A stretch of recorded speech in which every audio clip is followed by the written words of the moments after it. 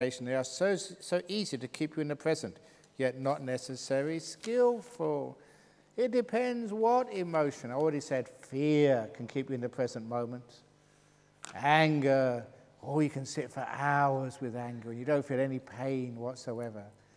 There was one monk, he's quite well known, doesn't live with me, but but he had to sit 2-hour meditation every morning in the monastery he trained in Thailand. And it was always a pain and always a struggle to sit for 2 hours. And one day, instead of watching his breath or letting go, he decided to think a sexual fantasy for 2 hours. And the 2 hours went by so quickly without any pain. He was very focused. But his teacher could read minds. And as soon as the bell went, he thought, I'm in big trouble now. And sure enough, the teacher strode right up towards him. He was so afraid and embarrassed. But the teacher just gave some good advice. He said, you've just been wasting your time. Instead of scolding, he just told it as it is. You're wasting your time. So, yes, if you think lustful emotions, angry emotions, fearful emotions, it's easy to be with that object, but it's not useful. The other emotions like joy, inspiration, happiness, compassion, those emotions, yes, use those. So inspire yourself. Imagine how many people will probably sit in the seat you're sitting in and got jhanas before. If not now, in the future. And you're on that seat right now. That's why we call this jhana grove. So that may be you in the future. You get inspired. You're following in the footsteps of the Buddha. You're hearing great teachings. You're really inspired. And inspiration really helps. So I try and inspire myself often. I think, wow, what a great thing we're doing here. And just how much work. And sometimes even the floor you're sitting on, which side? I think on that side over there, it was laid by monks at 3, 4 o'clock in the morning. So all you hear, monks were working right throughout the night till 3, 4 o'clock in the morning on the floor you're sitting on there. So that is holy floor. So you should get lots of effort and inspiration out of that. So inspiration is really, really good. So the positive emotions, yes, you can use those. Joy, generosity, kindness, inspiration, they're great to use. Well, the negative emotions are a waste of time. I can hear silence within sounds. Yay. Okay. Can you hear the silence in my sound? Very good. Okay, very good. Please, Ajahn Brahm, will you explain the benefits of chanting to modern Buddhists? I understand the Buddha taught meditation as a means to enlightenment and chanting as a means to remembering the teachings before they were available in written form. And I don't think the Buddha ever asked to be worshipped, so why do Buddhists chant prayers? One thing we do that for is because you're not supposed to speak, you're supposed to keep silent. If after 9 days you didn't exercise your vocal cords at all, you'll be in big trouble when you leave. So this is just a little bit of exercise of your vocal cords, so that you don't lose them when you actually leave here. That's number one. Number two, if people just meditated, especially in the early morning at sort of 6 o'clock, they'd fall asleep. At least when you do, Yo So Bhagawa, at least everybody wakes up. So that's another benefit of the chanting. And number three, in the evening, our chanting is always out of tune. It's always very bad. So the chanting is also, you can understand why. You don't need to be a rocket scientist to understand the why, that the chanting scares away bad spirits. Actually, good spirits as well. All spirits, they run away when they hear my chanting. And, oh, God, not that again. It's worse than karaoke. So those are some of the reasons why we do the chanting. And the last reason why we do the chanting is because it's for no reason at all. Why do you always have to do things for a reason? It's nice to do things with absolutely no purpose at all. So that's the last one, and that's very profound. Dear Ajahn, How do we face unkind people or those pretend to be good people? I meant those people I usually meet in work or in real life. Easy, don't go back to work, ordain as a monk or a nun, and stay here. It's an obvious solution. But if you have to work with unkind people, don't face them, turn around. That's what I meant. But really, to be serious, if they're unkind to you, they're unkind to themselves. And as one wise person said a long time ago, I've forgotten who, you only have to endure them for maybe 8 hours a day or 9 hours a day, 5 days a week. They have to endure themselves 7 days a week, 24 hours a day for the rest of their life. It must be a pain to live with themselves if that's how they treat you. And when you think like that, it gives you so much compassion. You know, these people who just get so unkind, it must be a terrible life they're living. You know, when you're kind to others, when you have fun, isn't it a beautiful life when you're kind? When I'm kind to you, I have fun. If I'm kind to you, it's totally selfish. Because I enjoy being kind. I enjoy letting go. So really, it's really quite a lot of an attachment, letting go. No, I'm only joking. It can't be. So when you're kind, when you're unkind, it really hurts. I gave a talk the other day in Nolamara about right speech, and I said, whenever you say wrong speech to someone, cruel speech, it actually depresses you. You know, you get the karmic response straight away. If you shout at someone, curse them, get negative towards them, it really hurts you. It brings you down. That's one of the reasons why people are depressed in this world, because they always say cruel and critical things to other people. If you change your speech and just always praise people, be kind to them, you know, smile at them, whether it affects other people or not, you know, maybe it does, maybe it doesn't. It usually does, but it certainly affects you. When I praise somebody, I feel good. When I criticize, I just lose my energy. And understanding that right speech, if it really is right speech and good speech to others, you get a big boost yourself. So if you meet an unkind person, imagine they must have such low energy. They must be living in such a black space. Now be compassionate towards them. And don't give unkindness back, otherwise you get dragged down to their level. So that's actually how you usually meet them in work and real life. You just feel compassion towards them and always say nice things towards them. Dear Ajahn, I am stupid. Yeah, me too. Welcome to the Stupid Retreat. Stupid Grove Meditation Retreat. I always can't react immediately, even in a positive and lovely environment. For example, hi, I am good. Or else I can't react to say no when I do not like to do something. Sometimes it causes a lot of misunderstanding between myself and other people. How can I forgive myself to be stupid, too slow, or sometimes mind is blank? Thanks, Satya. Your mind is blank. Brilliant. You're peaceful. You're still. Amazing. Stupid people usually get to jhanas much quicker than intelligent ones. It's true. There's that story I love telling on retreats about this boy. He went to grade 1 in Thai school. And after 1 year, in grade 1, his teacher had to fail him and send him to repeat grade 1. Now that is really just, way up there with stupidity. I don't know what he failed, whether it was plasticine or drawing with crayons or whatever, but he didn't pass. All his friends went up to grade 2, he had to repeat grade 1. After another year in grade 1, he failed again. So they gave him one more chance. After 3 years in grade 1 primary school, the teachers, with the best will in the world, they just couldn't get him up to grade 2. So they had to leave school. Now, a lot of people, they leave school at grade 10 or grade 12. But imagine being kicked out after grade 1. 3 times you try grade 1 and you can't pass. Now, that's not Guinness Book of Records type stupidity. So, what did they do to someone so stupid? His family thought, he can't even know one end, the front end and the back end of a water buffalo. So, a waste of time getting him on the farm. So, what do they do with people who are that stupid? They ordain them as novices. But not all novices started out that way.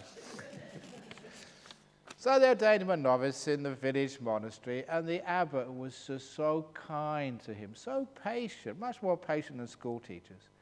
And was trying to teach him the chanting, just simple chanting like Namo Tassa. What was that second word again? Namo. Oh yeah, Tassa. What was the first word? His mind was so blank he couldn't even remember Namo Tassa, let alone all the other chants we have to do. After 3 years, even the abbot gave up on him and said, look, you're just so dumb. So what do you think they did? The last resort, they sent this ignoramus, stupid guy to the forest monasteries where I come from. Because he couldn't chant or couldn't study, so they taught him some meditation. Just watch your breath go in and out. And his mind was so clear and so simple. He could do that for hours. Got into jhanas, became enlightened, fully enlightened, and became a famous monk.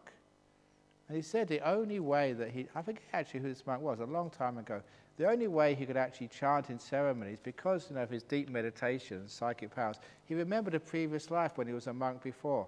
And he'd always go back to that life when he did know the chanting, to chant in this life, if you get what I mean. And that's the only way you could actually chant. But there was a guy who's totally stupid. So if that's you, you have a lot of potential.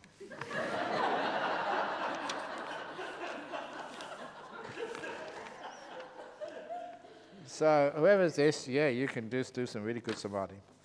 I find I sometimes wonder while I'm watching my breath, if I shouldn't be doing something else like body awareness, vipassana, is it recommended to switch from one to the other or just stay with one at the same time? No, it doesn't matter. Vipassana, samatha, it's all the same. Anapanasati, breath meditation, letting go, loving kindness meditation, metta meditation, it's all the same. It's just letting go. It's just getting the water to be still in the lake. So it doesn't matter what you're doing. So if you're wandering, remember what we said about that little girl goes in the elevator, bye-bye, pack the mind's bag, give it a $20 note and let it wander off. It won't go far, and then it'll come back to you again. So be kind. If you're a kind person, no one wants to leave you. So that means that the mind won't want to leave. So the way to overcome the wandering mind is develop more contentment and happiness in the moment. And then you just don't want to wander. I'm just having too good a time. Why should I leave? So just changing the meditation subject. You do vipassana, then you wander off again. Then you do loving kindness, you keep wandering off again. The way to overcome the wandering mind is, look, why do you wander off? Because of discontent. You're not happy here. You want to be somewhere else. You want to think somewhere else. You want to dream something else because you're not really happy right here. When you develop the appreciation of the present moment, you really open the door of your heart to this moment. It becomes beautiful. It's not this present moment is beautiful or ugly. It's just what you add on to this present moment makes it enjoyable or makes it ugly. What you add on to it. So when you add on this beautiful kindness, the present moment is very kind back. I smile at you, you smile back. I smile at the present moment smiles back, and it's beautiful. So we hang out together. I growl at the present moment, and people run away. So I growl at this present moment, the present moment runs away, and I'm off wandering again. So in all the time in meditation, don't just try and control things and bring the mind back here and stop this or change the object. Use your wisdom power. Why does the mind wander off? Why? What's the cause of that? And you soon figure out it's because you're not happy. There's not enough joy in the moment. You can try what I said this morning. Smile when you're watching the breath, and then the breath is much easier to watch. Today, my pet dog passed away at 1:05. She'll be cremated this afternoon. Did you bring your dog on the retreat? I thought I heard some growling. No, you must have got an SMS or an email, so you're checking your emails during the retreat? Bad meditation. Okay, no. So your pet dog passed away at 1:05. She would be cremated this afternoon. She has been living with my family for 12 years and has been like one of us. Can we dedicate our practice today to her? Can I put her remains on my Buddhist altar? Thanks. Yeah, of course you can. Now, like dogs are very nice. They've been with you for 12 years, but they teach you a lot of lessons. They teach you unconditional love, which is wonderful to have that unconditional love. they also teach you that they never complain. They don't need a cup of coffee to be happy. When they wake up in the morning, they're happy straight away without having coffee. You can even sort of scold them and shout at them when you're unhappy, and they still wag their tail. Can you do that when your boss scolds you and shouts at you, still wag your tail? There's a lot you can learn from little dogs. And also, the dogs eat anything. They don't choose what they eat. Anything you put down there, they're just vacuum cleaners, dogs. So they just suck up everything as much as you want to give them. So remember, just the Dhamma, the dog Dhamma, the teachings of your dog. How unconditional love, doesn't sort of really complain, doesn't need all these other things to be happy. Very, very nice teacher. So when somebody passes away, you celebrate their life, you don't mourn their death, and just remember all the great teachings they taught you, and see if you can learn from them and become a better person as a result of your lovely dog's life. Hope you don't mind me, this is very good. Hope you don't mind me asking a controversial question. I love controversial questions. We had, actually, he's not here today. There's one guy who always used to ask controversial questions. I think one of the best ones, what was it? Is gay, transsexual mud wrestlers, can they get enlightened? Or something like that. I forget what it was. It's really a ridiculous question. But anyway, hope you don't mind asking, did the Buddha expound the Mahayana Sutras, e.g. Lotus Sutra, Diamond Sutra? Do the other Buddhas, e.g. Amitabha Buddha, exist? What are our views on Pure Land practice? Does it bring us to Nibbana? Thanks, Ajahn, with metta. The Pure Land is otherwise known as the Western Paradise. This is the Western Paradise. Welcome to the Pure Land of Jhana Grove. Now, of course, those things don't exist. The Buddha never expanded the Mahayana Sutras. They were written by monks afterwards. But does that really matter? If it's good teachings, you follow them. But it's not official, authentic Buddha's teachings. But if they make sense, you want to follow them, great. So Amitabha, you know what Amitabha means? It means unlimited radiance. Have you ever experienced Amitabha? If you get into the nimittas, sometimes those lights are just unlimited radiance, incredibly powerful. Now you've experienced the Amitabha nimitta, unlimited radiance. Wow. And then you're getting somewhere. So instead of just chanting, Amitofa, Amitofa, Amitofa, that doesn't really get you anywhere. But if you actually do some meditation, that really gets you a long, long way. Next question. After page 2, where's page 1? Oh, crikey. Please do not write essays, just little questions, please. Okay. Dear Ajahn, after following the Rolls-Royce method, I became very still. Since the effort was a quiet one, I began to notice a block, a small tense knot, which was full of control. This contrasted more and more with the quiet, but I did notice that this tension seems to quietly pervade everything in the mind. Using kindfulness, I allowed it to be seen, but the more I saw it, the more immovable it felt. Finally, realized I was getting caught up in it, controlling mechanism. I left the meditation. Please comment for further guidance. After writing on the first page, I went and sat. It was still once again. Once again, I noticed a controlling. This time I saw that it was telling me that this is as far as I could go. Any further was scary and beyond me and too good for me. I ignored this. I tried to include this sankhara and be kind. My breath appeared in patches. I noticed this doubt and fear infected my experience of the breath. But I did not give up on kindness and also letting my mind decide what it wanted. I'd be so grateful for any further comment. Thank you so much. You're doing well. That's the only way that sometimes I remember telling you that you get, when you let go, this part of you is disappearing, which you haven't done before. So number one, you're letting go of control, one of the scariest things that a human being can do. So you need some inspiration, some faith from a monk like me who says, I've been there, done that. It's fine. It's wonderful. This is what's supposed to happen. I can also say you're in good company. If you read the sutras, the Buddha was afraid of such letting go.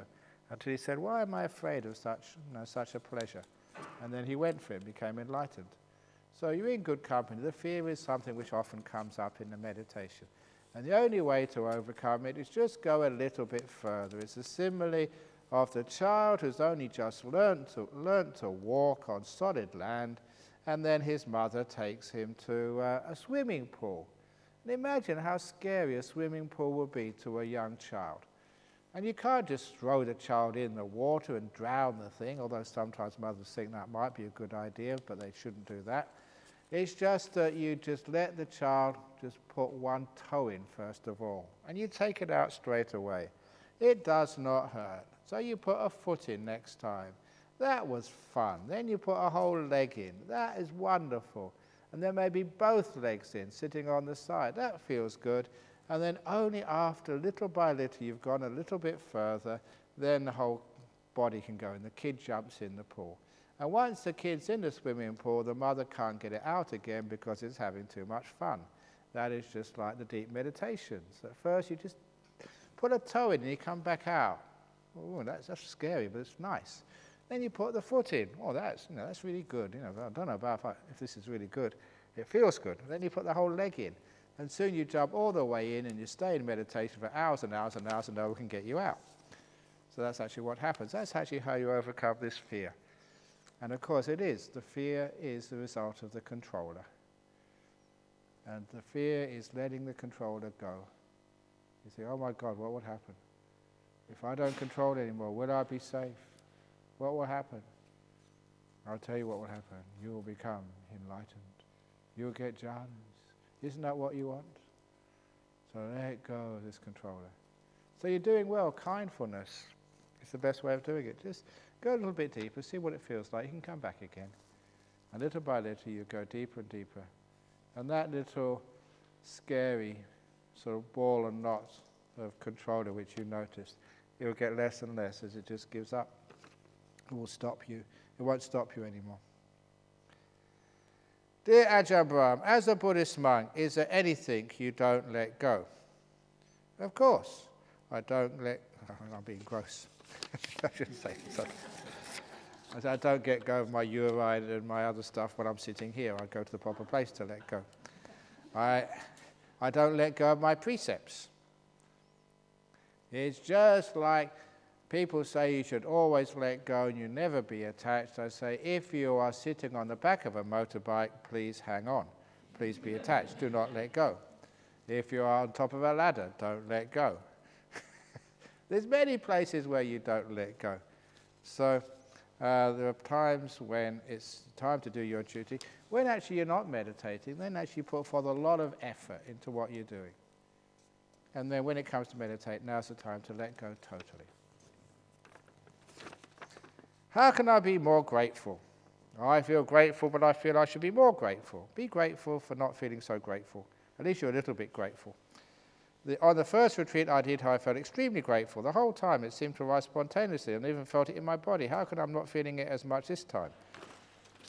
I don't know.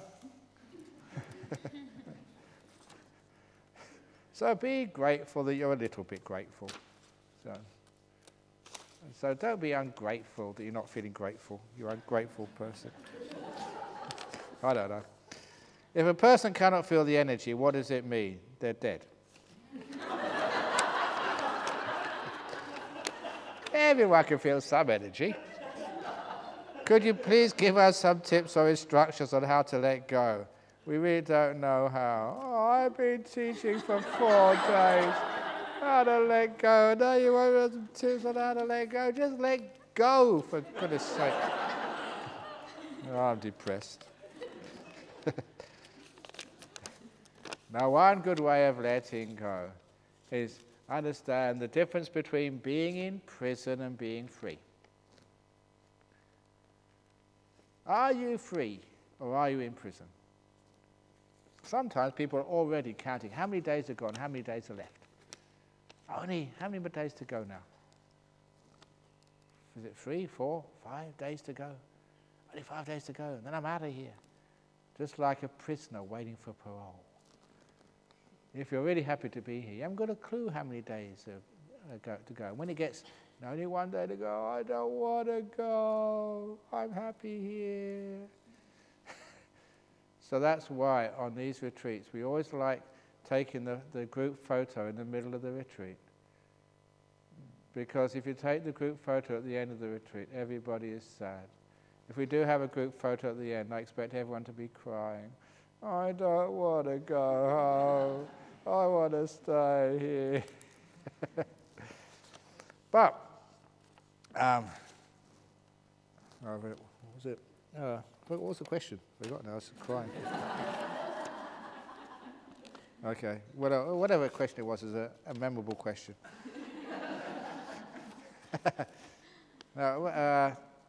So the prison and being free, yeah. So any place you don't want to be, when you want to be somewhere else, that's called a prison. So even this beautiful 5-star meditation retreat, if you don't want to be here, but you're thinking of all the things you'll be doing outside, watching a movie, getting a dinner, whatever it is you think you can be doing, then this place becomes a prison for you. And how do you let go? How are you free? Being happy to be here. Whenever you're happy to be here, then you're free. And you don't need sort of a 5-star retreat. You don't need, waiter service and a big menu instead of just what's on the tables. You don't need room service. I know that sometimes people suggest that. Why can't we have room service so that Danny can come and serve you whenever you want, whenever you want? That'd be terrible, wouldn't it? No, this isn't a hotel. But it's good enough. And if you're happy to be here, then you always feel free. I always remember that. Sometimes I'm meditating, I feel tired, or you got a cold, or something's wrong. And if I want to be somewhere else, I'm in a prison, I suffer. But if I'm happy to be here with my cold, with my itchy nose, I'm happy to be here with tiredness. If I'm happy, then I'm free. When you want to be somewhere else, you're in a prison. When you want to be here, you're free. That's a great way of learning how to let go. If you want to be somewhere else, you're a delightful breath and you want nimittas. You've got a nice blue nimitta, you want an orange one. Then, you're suffering. So just whatever you've got, just be happy, be content. Dear Ajahn, thank you for this wonderful retreat in paradise. Thank you to Superwoman Bianca and Superwoman Dania. Isn't that nice? Can you please explain the 5 kilesas and how they affect the meditation and ways to overcome? Well, that's amazing. I only thought there were 3. There's been 2. Maybe they've had 2 babies since I last read them. The kilesas. That's greed, hatred, and delusion. There's only supposed to be 3 of them, not 5 of them. So is there 2 I didn't know about? Maybe they've grown. Maybe you've got 2 new ones which no one's ever had before. But whatever it is, it's only just 2. Greed, hatred, and delusion. And how they're overcome? Greed is just by letting go. What more do you want? It's amazing in our world. We all live in mansions these days. If you compare these great palaces which kings and emperors lived in, 300-400 years ago, and you go and see the houses people in Perth live in. The houses people in Perth live in today are bigger than the mansions of kings and emperors in the olden days. But we still want more.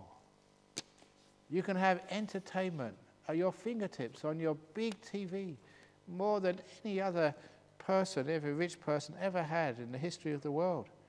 And you still want more. How much do you need to be happy? That's why greed, you never have enough. However much what you have, you always want something more. That's called greed. And whenever you want something more, you can't enjoy what you already have. Billionaires can't enjoy their $1 billion because they want something more. So that's greed. And hatred. Do you hate your meditation? Do you hate your stupid mind? Stupid mind, I hate you. You never do the right thing. Whenever you're just about to get to meditation, you always just start thinking about stupid thoughts. Or you hate the other people in your cottage for banging the doors. You hate the person, you just become enlightened and they make a noise. So that's ill will, that's a defilement. That's how they affect the meditation. There's also stupidity. Stupidity like thinking you can use willpower to get enlightened.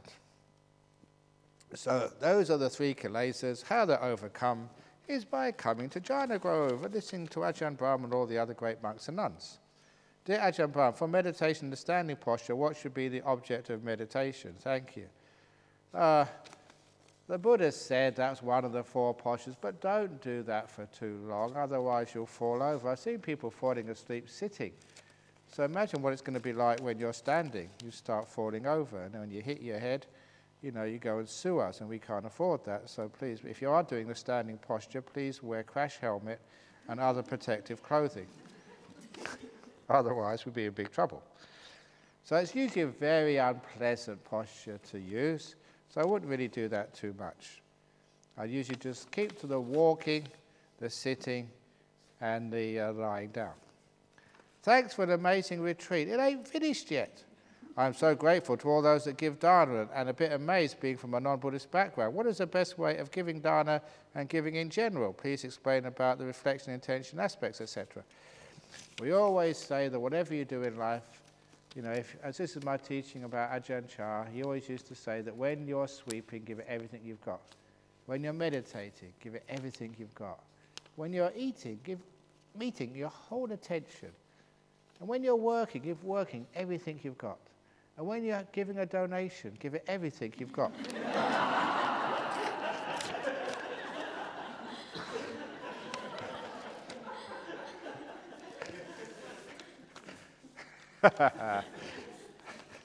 I tried that many times. It never, ever works.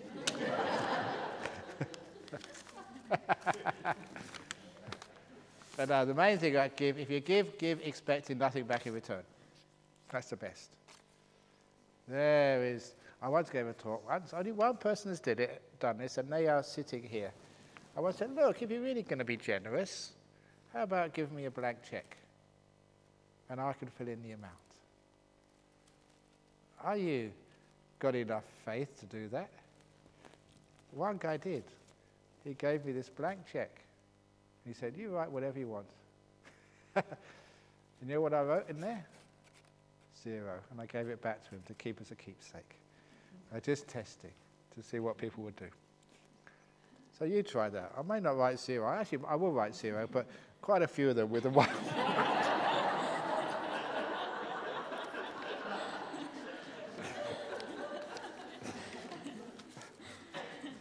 There's a beautiful action done. Eat just whatever you want.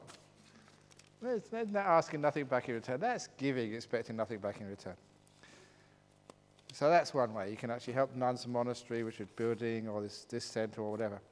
Can the videos of this retreat be available as a DVD at the end of the retreat? It is difficult to download from YouTube, including the video of energetic chanting. Thank you.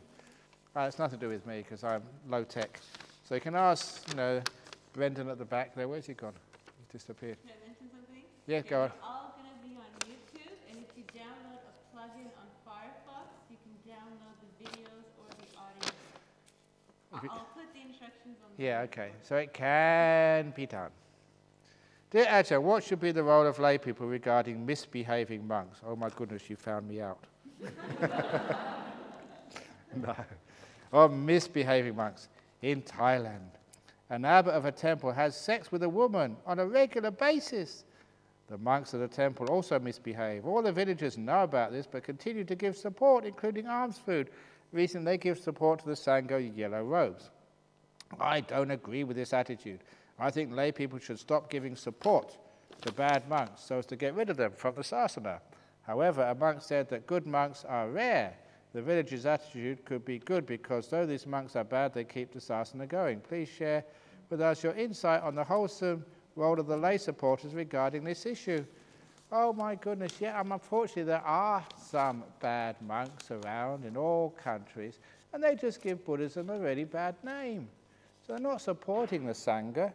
You know what happened in the Christian church, in the Catholic church. There was still sort of Catholic priests abusing boys and girls and all sorts of stuff. And that's given such a huge problem to the Catholic Church. May that never happen in the Buddhist Sangha. So if that happens, a monk who has sex has to disrobe straight away. They're not a monk anymore. So you're not supporting the Sangha, you are destroying it. So no, if a monk wants sex, then they should disrobe and just get married and just, like everybody else. But when they're having sex, they're not keeping their precepts, and they're still accepting the food of the faithful. The Buddha said it's better that you you accept a red-hot ball of almost molten iron, or that you put your male organ in the mouth of a snake if you're a monk. The Buddha was actually quite fierce. When I read that, I thought, oh my goodness, I better not do anything wrong. The idea of putting my male organ in the mouth of that almost happened once, you know. Not sex, I mean, but I was every moon day, you know, in a Wat Pah Pong or Wat Nana Cha, we always used to stay up all night meditating once a week. So we wouldn't sleep all day. And so it was early in the morning, you know, we just finished the last chanting to end the all-night meditation. And I went out into the forest to have a urinate. You don't go to the toilet, there's a big forest there, so you squat down Asian style and urinate in the forest.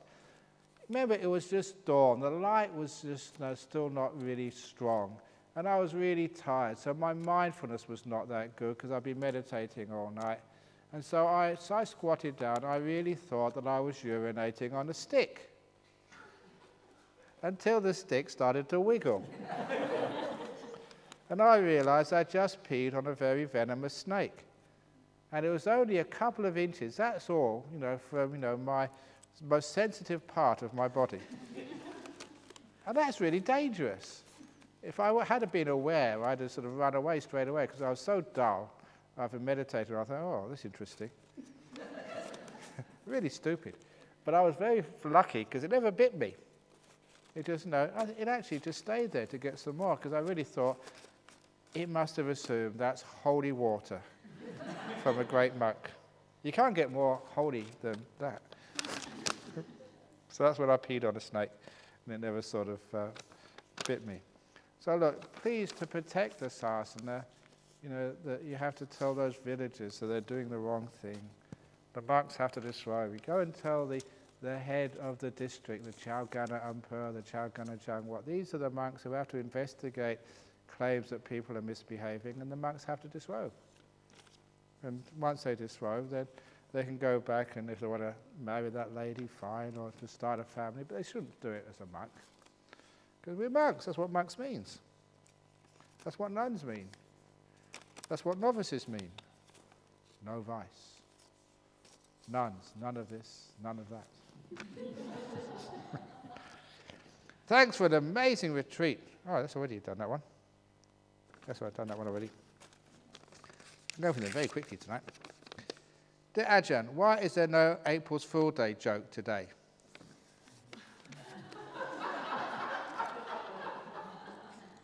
I just asked, because every evening I go down to monastery, and somebody called Ajahn Brahmali this morning. Many of you know the guy, Eddie Koo. Eddie called Ajahn Brahmali this morning to tell him there was an elephant in front of the monastery gate.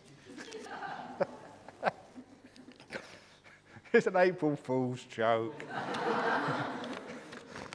But Ajahn Brahmali was smart enough, he knew what was going on, so he did go and look. An elephant in front of the monastery gate.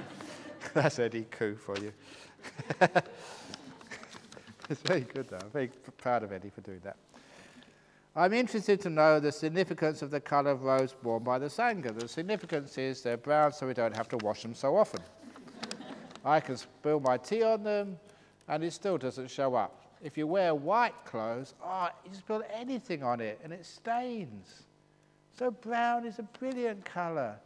You know, and because you don't have to wash it so often, you do save a lot on water. And water is a very scarce commodity in our modern world, so we all have to learn how to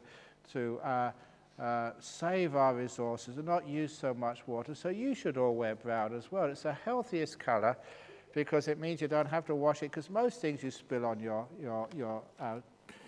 clothes is always brown stuff, isn't it? It's always brown stuff, you know, soups and curries.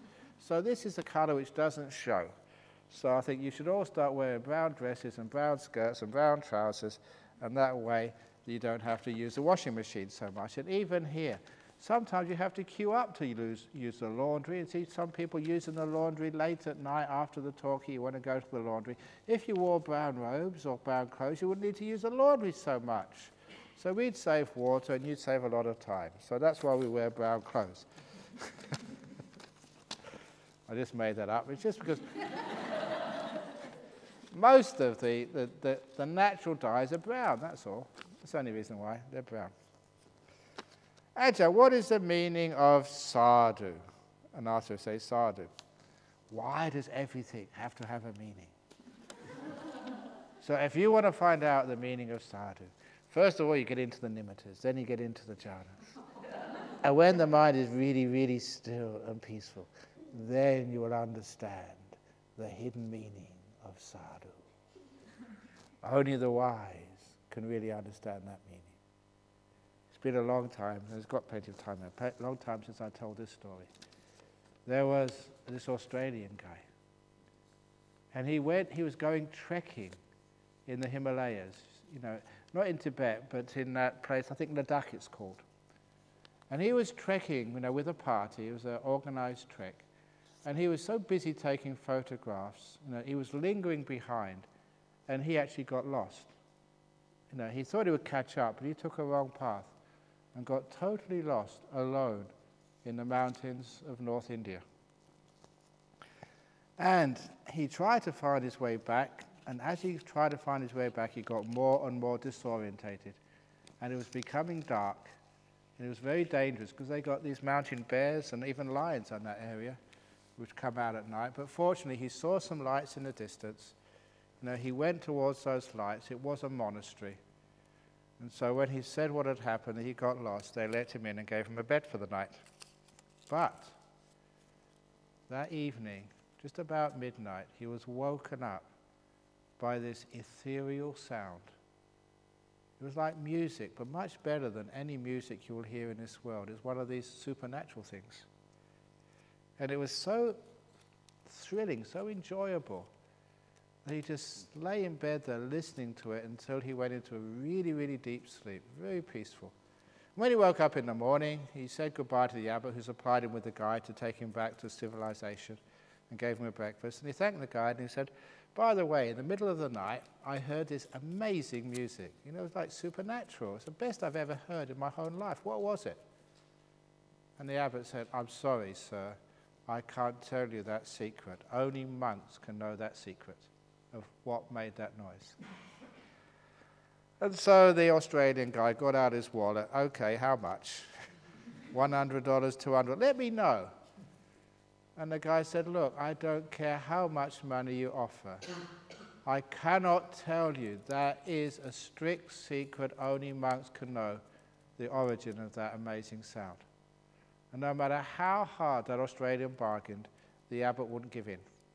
So he had to leave and go back. And when he came home to Australia, he just couldn't get that music out of his head. You know, it's the most amazing thing he'd ever heard. It was like supernatural, unearthly. So to try and get it out of his head, he ended up going to see a psychologist. And the psychologist put him in all sorts of therapy. By the end of the year, he still couldn't. He was obsessed with finding out what this music was. So the only thing he could do, he went back to Ladakh, found that monastery, and found the abbot and said, look, I'm going crazy. I have to know what that sound is. And the abbot said, look, I told you, sir, only monks can know that secret. And the Australian said, yes, so make me a monk. And the abbot said, look, it takes a couple of years of training before you can become a monk, like in our monastery. You can't just rock up and say, make me a monk.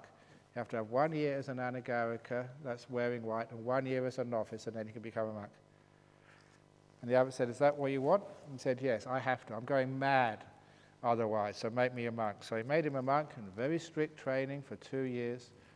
And when his ordination day came, as soon as he became ordained as a monk, he went to the abbot and said, right, I'm a monk. What was that sound?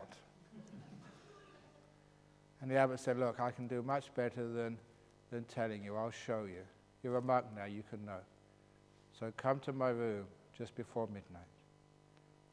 So the man came to the room just before midnight. He'd been waiting for this for 3 years. And just before midnight, the abbot just opened a curtain, and behind that was this very old wooden door. Hadn't been opened maybe in decades. And the abbot took out a set of keys. And the first key was this wooden key, old key. And he put it in the door, and it creaked open. And just after it creaked open, the chimes of midnight were heard. And as soon as the chimes had finished, the music started. And now he was much closer to it. And it was even more beautiful than he could remember. It just sent goosebumps up and down his spine. And they walked down this very dimly lit corridor to an iron door. And then the abbot took another key, which was the iron key, to open the iron door, which is incredibly heavy. This was almost like top security. And as they opened the iron door, of course, you could hear the music even more clearly. And it was like trembling with joy and ecstasy. This was not ordinary music. This was just, goes right inside of you and almost makes you cry. And they walked down the corridor. There was another door. And that was made of solid silver, just worth a fortune. And as the abbot got the third key, which was obviously a silver key, he opened that silver door. And the Australian could see there was only one door left at the end, which was the gold door, encrusted with precious jewels. This had been a very deeply held secret for so many centuries in this ancient monastery. As they got to the golden door encrusted with jewels, the abbot had to stop. He turned around to the Australian man and said, "Do you really want to know what's on the other side of this door? Because, this is something supernatural. And sometimes, people go mad seeing what's on the other side.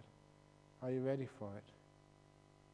And the abbot was being serious, so the Australian stopped and considered. He said, "Look, I'll be crazy if I don't know. I had to go to psychologists and therapists. The only thing I can do is to see it. Please open the door." So the abbot took out the last key, which was a golden key, and he opened the door. And when he opened the door, the Australian could see it. It's incredible. It was amazing. You know what it was? I can't tell you because you're not monks.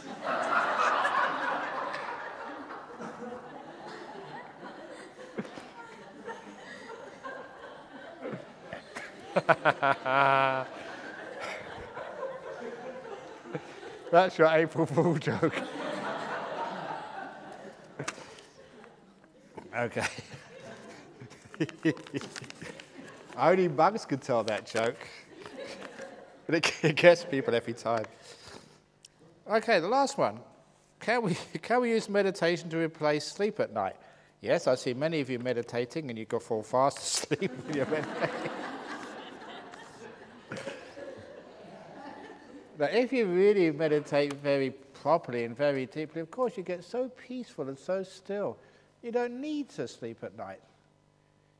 The whole purpose of sleep is to rest your brain. When your brain has been resting all day, of course it doesn't need any sleep. If your car hasn't been out of the garage, it doesn't need any gas. So this is what happens at times when you really meditate and you get very, very peaceful, very sleep. You just very still. You don't need to sleep at night. What happens usually is you go to bed, you lay down, but you don't fall asleep. You just rest the body. Totally mindful, totally aware, maybe 3 or 4 hours, then you get up and carry on meditating all the time, perfectly aware, perfectly peaceful. And you never feel any bad side effects because of that.